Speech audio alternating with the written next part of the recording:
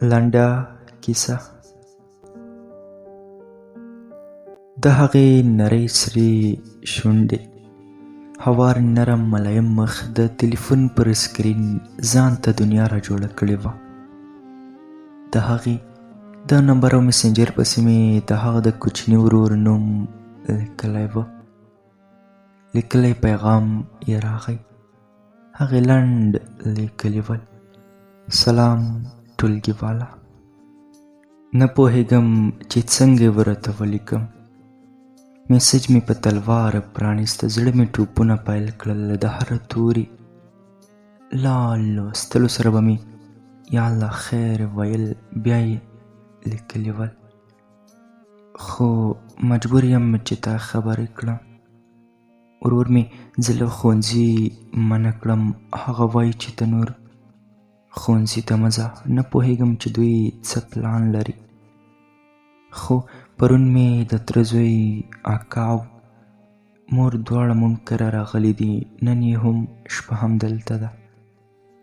د دې په خبره لوستلو سره مې ناڅاپه ټکان وخوړ. په سترګو مې توره تیاره خپره شوه. زړه مې بې باکه شو. زړه ته مې ولوېده چې نن د هغې کوژده ده. زړه مې ناقراره شو. زنګ مې پسې وکړ، د زړه احوال او روغبړ مو وکړ. ځان مې ناخبره واچوه. په ټوکو او مسخرو مې پیل وکړ. زښته ډېر مې وخندل. زه په زوره ورسره خندېدم. دروغجنې خندا مې د زړه تڼاکې راوچاودلې. زړه مې ډک و. خو یوازې مې د هغې لپاره تمثیلي خنداګانې کولې. هڅه مې وکړه چې خبرې لنډې کړم. د هغې راپسې پام شو. په حیرانۍ یې راته وویل: ته ژاړې؟ زه نه ګرانې، هسې لاړې مې په مرۍ کې ونښتې. هغې بیا وویل چې ته ژاړې او د سرو سترګو سرې رڼاګانې دي. زما په زړه کې سړیکې کوي، دردونه کوي. ډېر مې زړه خوا دې خوا کړ.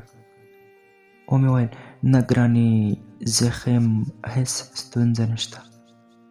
هغې ویل: خو رنګ دې ژیړ شو، رنګ دې حال وایي. هغې په چغو پیل وکړ: ته ولې ژاړې؟ ما ته دروغ مه وایه. ته نه پوهېږې چې تل ما پناه هم ژاړې. زه در باندې پوهېږم. ستا له ښکلو سترګو د اوښکو پر بهېدو زما زړه ژاړي.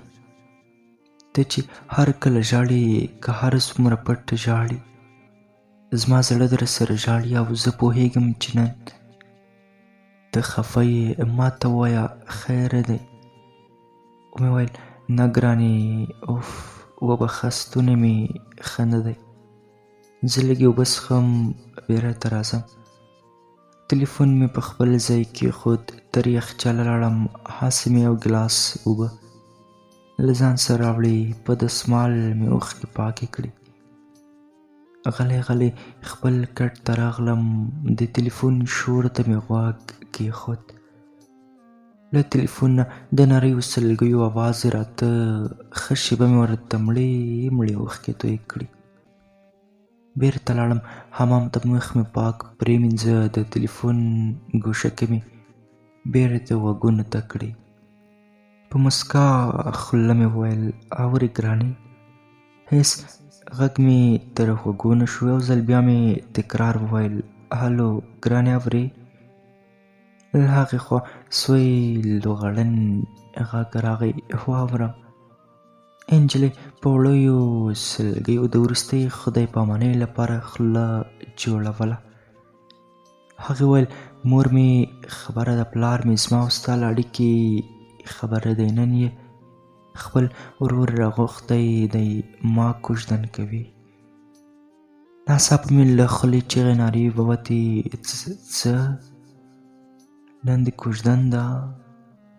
د هغې په مخ د اوښکو کتارونه روان ول. ویل یې: هو، نن مې د وروستۍ خدای پامانۍ لپاره تلیفون غوره وباله. دا لیونۍ دا جمله مې ورته تکرار کړه چې د تلیفون خدای پاماني هغې یو ګیلاس ته یو موټی غوټه شوي زهر ور واچول. په وروستي ځل یې وویل: صورت زما واک کې د نورو خدایه ته واخلې، دا بې واکه صورتونه. د ګیلاس کړنګ شو، په سر یې واړاوه. ما یوازې چیغې وهلې، خو له هغې خوا هېڅ غږ نه راتلو. چې منزل ته رسېدی نشې رحمانه، دومره لرې مینتوب ته حاجت نشته.